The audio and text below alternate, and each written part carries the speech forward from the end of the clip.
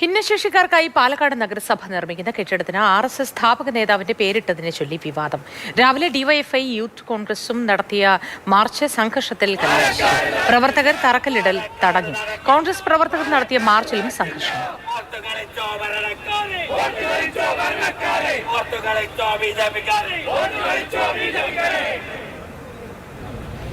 ഏത് നൈപുണ്യമാണ് ഹെഡ്ഗേവാർ വികസിപ്പിച്ചത് എന്നും രഹസ്യമായിട്ടാണോ പേരിടേണ്ടത് എന്നും രാഹുൽ മാങ്കൂട്ടത്തിൽ MLA പരിഹസിച്ചു.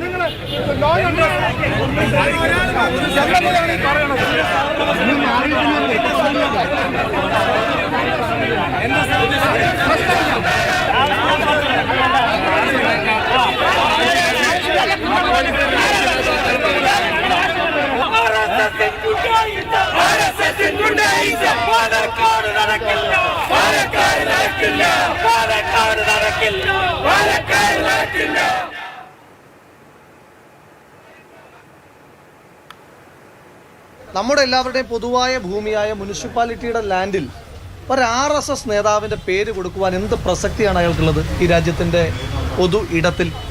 ഇതെന്തോ പരസ്യമായി പറയാൻ കൊള്ളാത്തതാണെന്ന് ഇവർക്ക് തന്നെ ഒരു ബോധ്യമുണ്ട്. ഇവർക്ക് തന്നെ അങ്ങനെ ആത്മവിശ്വാസമുണ്ട്, അങ്ങനെ പരസ്യമായി പറയാൻ പാടില്ലാത്തതാണെന്ന്. അതുകൊണ്ടാണ് ഇങ്ങനെ രഹസ്യമായി ഒളിച്ചു കടത്താൻ ശ്രമിക്കുന്നത്. അതിനെ ഞങ്ങൾ പ്രതിരോധിക്കും. ഇത് RSSകാരൻ്റെ ഏതെങ്കിലും തരത്തിലുള്ള പാരമ്പര്യ ഭൂമിയൊന്നുമല്ല. അത് പിന്നെ ഇതിനെതിരെ പ്രതിഷേധിക്കുകയല്ല, ഇത് വരാൻ ഞങ്ങൾ അനുവദിക്കില്ല. ആ തരത്തിലുള്ള സമരങ്ങളുമായിട്ട് ബന്ധപ്പെട്ടു. ഗോകുൽ VS വിവരങ്ങളുമായി ചേരുന്നു. ഗോകുൽ, പ്രതിഷേധം ഇപ്പോഴും ശക്തമായി തുടരുകയാണോ?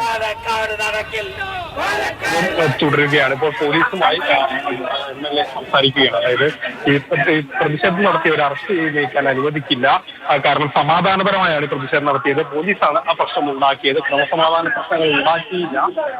പോലീസ് ഈ നഗരസഭയുടെ അകത്ത് കോലം കത്തിക്കാൻ പരിസരത്ത് കോലം കത്തിക്കാൻ സമ്മതിക്കാത്തതിനെ തുടർന്നാണ് പ്രശ്നം ഉണ്ടായത് എന്നുള്ളതാണ് കോൺഗ്രസ് പ്രവർത്തകർ ആരോപിക്കുന്നത്. അതിനെ തുടർന്നാണ് പിന്നീട് മതിൽ ചാടി ഉള്ളിലേക്ക് കടക്കുന്നതും അടക്കമുള്ള കാര്യങ്ങൾ ഉണ്ടായത്. അതിനുശേഷം പോലീസ് പ്രവർത്തകരെ അറസ്റ്റ് ചെയ്ത് നീക്കുന്നത് സമ്മതിക്കില്ല.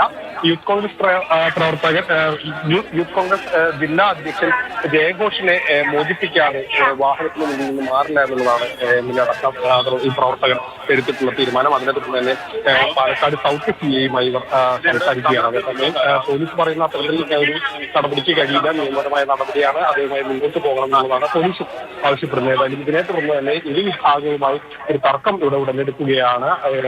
ഇത്തരത്തിൽ തന്നെ വാഹനം പോകാൻ കഴിയാത്ത രീതിയിൽ ഈ പ്രവർത്തകരെ അറസ്റ്റ് ചെയ്ത് നീക്കാൻ കഴിയാത്ത രീതിയിലേക്ക് കാര്യങ്ങൾ നീങ്ങുകയാണ്. ഇപ്പോഴും പ്രതിഷേധം മുന്നോട്ട് പോവുകയാണ്.